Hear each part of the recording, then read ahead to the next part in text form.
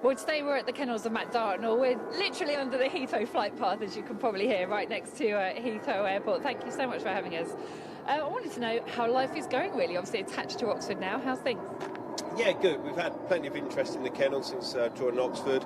We won a £5,000 maiden race there for a new owner, and the phone's ringing. We've got a nice kennel of dogs. I think we've got about 34, 35 in at the moment, which suits us. Ticking along. The track's had its issues. What do you make of it all? Yeah, look, let's all bear in mind it was shut for 10 years, and they've got it going, so you've got to applaud that, really. It's just a few things that you're going to have teething problems. I think the traps need sorting out. I mean, sometimes they work and sometimes it's just a little bit slow opening. I don't know, I'm not an electrician, I'm not into pneumatics or anything like that, but you know, you just want to see fair brakes, and there's a few brakes there that haven't been so fair. So maybe just go back to the old sprung set ones. Track preparation, great. You know, they put plenty of water on before racing. I think in the summer months they probably need to put a touch more towards the end of the meeting. Injury-wise, we're not too bad. You know, we haven't had anything major. I know some kennels have, but you know, you only speak as you find. You know, I think they've done well to get it going. It's great being attached there. My dogs seem to be running it better than I thought they would. But yeah, there's just a few things they need just to have a look at, that's all. You've got your dad working hard in the kennels today. You're the boss, you're in charge, so you're out here, he's in there. How's he doing? Yeah, he hasn't made me a cup of tea yet, but he's 73, I think, this year, and you know, we keep mentioning about packing up, and he's too old for it, and you know, it's hard. It's been a way of life for so long. I mean, you know, I've been doing it since Mum passed away when I was 18, so it's been a long old go for me, and you know, I'm 42 now, and I've got 2 kids, so life changes and things change, and you know, the dog's always there in the garden, and you just keep finding another winner or find another open racer, and the phone rings, and you know what's going to turn up next, you know. So we'll just keep plodding along.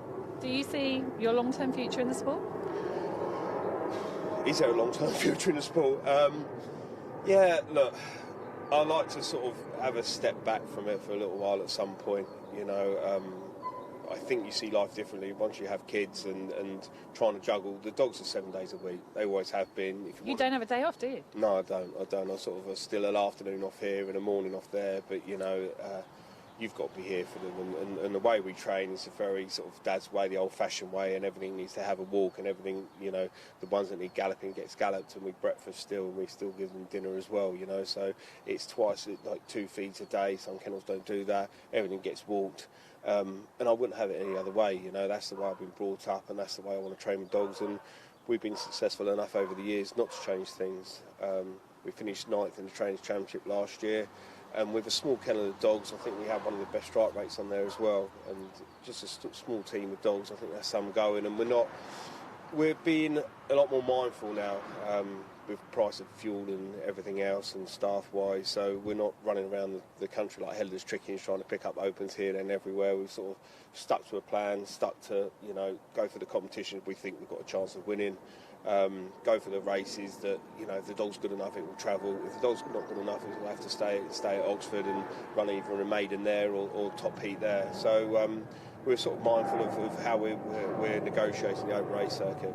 You avoided that question well. Thank you. Well done. Look, it's always lovely to come here, seeing things done the proper old school way. So thank you for having us, and we look forward to meeting some of your dogs. Thanks, Jenny. Thank you. Well, this is a dog who won the Birmingham Cup last year, Ivanexile. Ran brilliantly in that as well. It was extremely eye-catching. Hasn't raced since October, Matt. What's the latest? We've just let him have a winter, basically. He's a summer dog. He's a little bit of a cramper, not ideal for the winter. The reason we went to Perry Bar as well, because we knew he would get good going. Toaster, he sort of struggled 500 metres on sort of the loose surface there. So we knew 480 is as far as he wants. We knew we needed a fast track, and they always really prepare it well at Perry Bar. So we went there, and he you know, come up trumps. He won the Birmingham Cup for us. So took him to Central Park, where he started off his career. He won a maiden there. He's final of a maiden there. Took him back to Central Park. The winter going never suited. Finished 3rd in his semi and was knocked out of the competition. And we thought, well, he's had such a sort of a tough summer campaign. we'll sort of give him a bit of a break and then start him off. His main aim would be to go back to Perry Bar for the Laurels. Dad won the Laurels with Dean back in the day, like 94 or something. So we'll probably head there. That'd be sort of the aim for him. So nothing wrong with him. He's just like you and me, prefers the summer. Yeah, he hasn't got the tan like you either, Julie. So. Or you, hang on a minute. Turned up today, -1 degree. This man's in a t-shirt. I don't know what was going on, but yeah, I don't blame him. He's got a nice coat on, keep him warm through the winter, and then watch out for him coming back, hopefully in the Laurels. There you go. Well, Droopys Jungle heads into the next round of the Golden Jacket at Crayford. She's alongside me now, and sprung a bit of a surprise as far as the bookmakers were concerned when she won at 12-1 in the first round. And you know, she was out of shot down the back straight the first time. You couldn't even see her, but she finished like an absolute train. I think the race ran to suit. There's a little bit of trouble up front. Yeah, she wasn't in the picture down the back straight. I thought, where is she? And next thing down the back straight, she come with a great run on the outside and took it up and won by 5 lengths in the end. So yeah, no, really chuffed with her at the prize as well. I think she was sort of 12-1 or something. So. Were you on? No, of course we weren't. It's basically we're just warming her up for the TV trophy. I mean, she stays forever. So we've always aimed her at sort of like the marathon trips. The 714 is a bit too sharp for her. But yeah, we're lining her up for the TV trophy, so we just put her in it for a bit of fun to say, look, this is Crayford, have a go. And I think there's an 10-ben race on the final night, so if she doesn't qualify, we'll go for that. You say there was trouble. She did actually catch a little bit of that trouble herself. I thought it was a really good run, and she's got some good lines of form behind her. Got to the final St Ledger. She won a round of the Regency. So yeah, she's sort of played in Space Jet Shadows a lot of her career, but we've always just put her on the van, travelled with her, and she's already run well. So. She's got trap 5 in her race in the next round. Again, she's in with the likes of Minnie's Bullet. She's got a bit of time to find on rivals like that. Can she do it? She can't get them types of hairstyle like she usually does. But look, she's in it. She'll come on for the run, and look, let's have a go. Let's see if Droopys Jungle can qualify for the next round in the Golden Jacket. Well, Droopys Jungle is Matt Dartnall's runner in the Golden Jacket, and she heads into the next round as a winner in the opening round. She's not far off being 4, actually. She's part of the furniture in your kennel. You've had her a long time. Yeah, she's been here a long time, but she's sort of gone for everything. We've always put her on the van, travelled with her, and she's done the sprout wherever she's gone. She's got some great lines of form in her card, including beating Chelm's Club not too long ago. I think that was at Perry Bar back in September. She's always been in top-class company, coming up against the likes of Space Jet. She's a good little bitch in her own right. Yeah, look, the owners had a lot of fun. I think one of the owners commented, like, she doesn't win many, and every time she wins, I just keep reminding them that I can't believe you said that. She wins when she wants to win, and that's the main thing. I noticed in that run at Crayford in the first round, the Golden Jacket, she's got an interesting sort of running action, but you told us possibly a reason for that. Well, she lost a toe there. She won over 714, and she was badly drawn, got pushed over the other side of the hair rail and broke a toe. So we had the toe removed, and now she sort of feels them bends a little bit around there, but she'll get used to it again. She'll be fine. She seems like a sweet little thing. What's she like in the kennel? Yeah, quiet as that. She's actually on Dad's walk, so we put the quiet ones on Dad's first walk, so she's on Dad's first walk, so she's just a quiet one. So she's cool. Fingers crossed for her. Either way, she'll probably be racing a Golden Jacket final day at Crayford, but fingers crossed she can qualify for the next round. Well, how lovely to see Space Jet at the kennels here with Matt Dartnall today. She looks like a real live wire, proper character, Matt. Yeah, she knows what's going on. She knows what's going on. Really buzzy in the kennel. We always know she's well. She's bouncing around the place. But yeah, no, lovely to have. Her CV is ridiculous. How would you sum her up? I just think to have a bitch like this in the kennel is amazing. Like, you know, we've just placed her at the right tracks, and she's just done the business for us wherever we've gone. I think she's only been out the first 2 twice. She finished 3rd at Hove and in 3rd at Toaster as well. Probably over the wrong distances for her. But yeah, look, other than that, she's won a St Ledger, she's won a TV trophy, she's got, I don't know, 3 or 4 track records to her name as well. So, no, she's done us proud. She's the kind of bitch that draws people into the sport. She's just been fantastic to watch. When did you first realise that you had something special on your hands? I thought we had something decent. Mark, my kennel hand, he came back from Central Park. He went, that bitch can run a little bit. She's like really clever the way, and he was only over 480, flew to the pickup. So we sort of had her down as a 6-ben bitch, just on the breeding more than anything else. We took her to Nottingham, and she ran on Select Stakes final night in a 6-bend race there. Absolutely took off down the back straight, and I thought, hang on a minute, we might have something decent here. Then we went for the St Ledger, and she proved us right, got to the final. And I watched the final on the big screen at the awards last year, and the pace she showed down the back straight, she just changed gear, and it was just that run. And the dog that was run at night time, Danny, that came out and won at Romford, and she broke the track record that night as well. You're thinking that was some run to break a 7:10 track record. The way she did as well, coming from behind, you just don't see it. You just don't see it. She's only had 28 races, incredibly, with those competitions to her name. Does that mean, do you think that she can carry on racing a bit longer? Yes. I mean, we've looked after her. She's had every season. Any little niggles or problems, give plenty of time to get over them. But you've got to remember, I know she's only had 20 races, but she's running over, near on 1,000 metres every time she goes to the track, and a lot further by the time she gets to the pickup. So she hasn't had many races, but there's miles on the clock. She's fitting well. We'll just keep ticking her over. The next race will probably be at Oxford. There's an 8-bend race there at Oxford. We'll probably skip the TV trophy at Crayford. I don't think it'll suit her, and the owner's reluctant to go there, which I agree with him.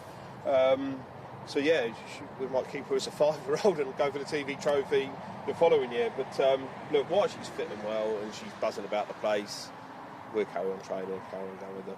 She's one of those dogs it is a privilege to meet, the lovely and sensational Space Jet.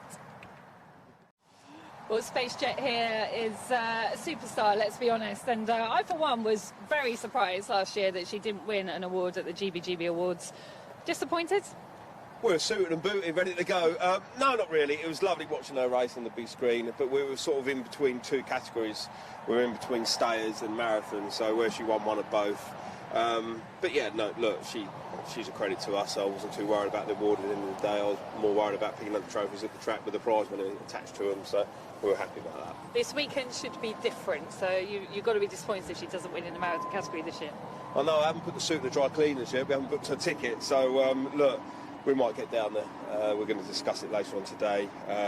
But being in Sheffield, when it was in London, it was only an hour away. Now in Sheffield, we're 3 hours away. So, but look, she's we should really be represented there. So we'll see how it goes. She's been amazing. I think personally, again, more could have been made of her for the sport. Do you think that somebody could have done a bit more to draw the public into an exciting bitch like this? I mean, I think so. I think. The race for me was when they all clashed at Toaster.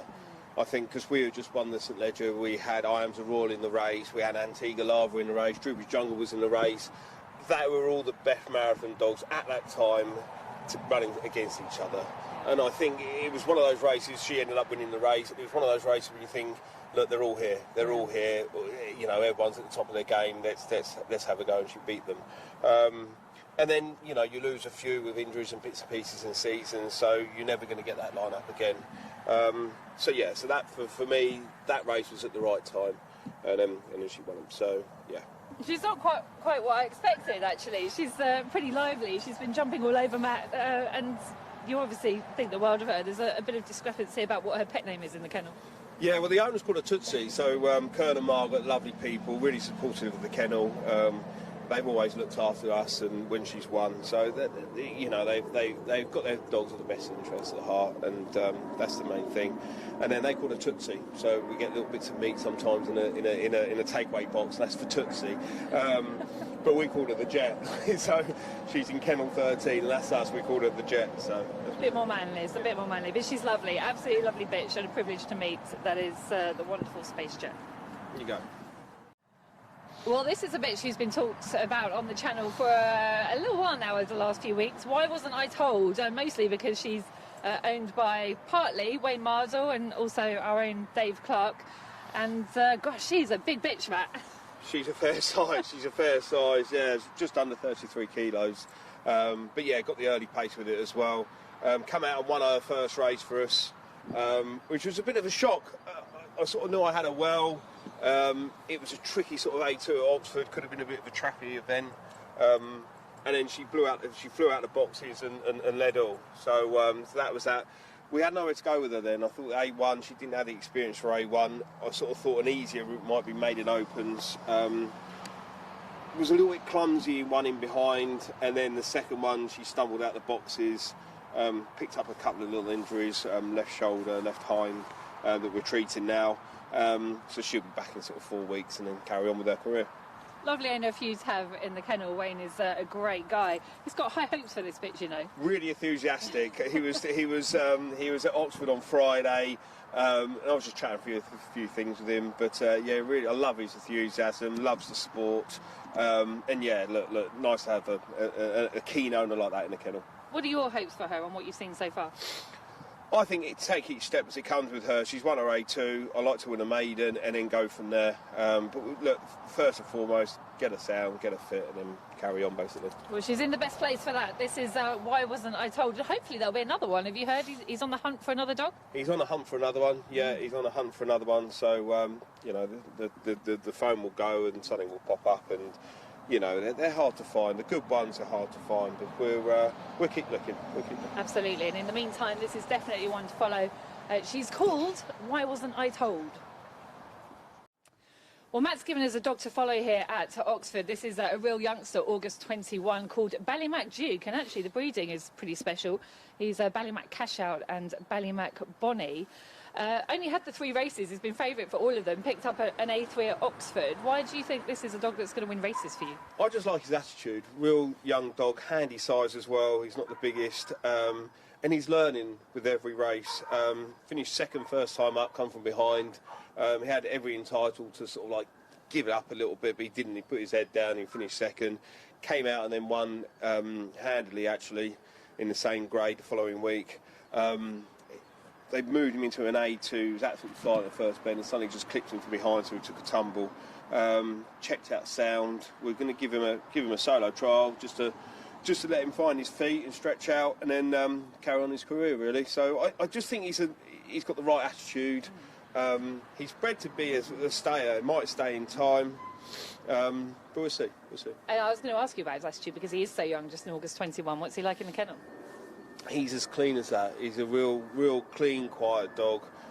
Does everything right.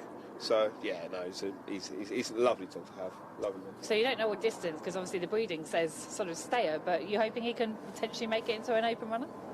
I think so. I think he'll be. I would like to pitch him when he's 2 at short 6 bends. I think that's where he'll stay. I think he'll sort of get an easy 6 bends. He's very happy. He hasn't stopped wagging his tail. He likes the camera.